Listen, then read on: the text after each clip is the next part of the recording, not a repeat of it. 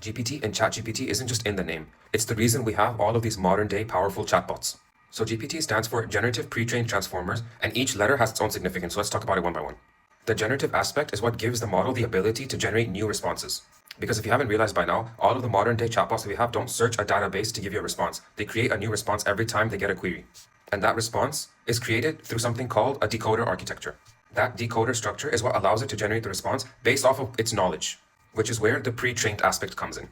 Every model that we have right now is the completed product, but at one point it needed to be trained, which is where the pre-trained aspect comes in, which is where the model was trained on massive amounts of data using a technique called the masked attention.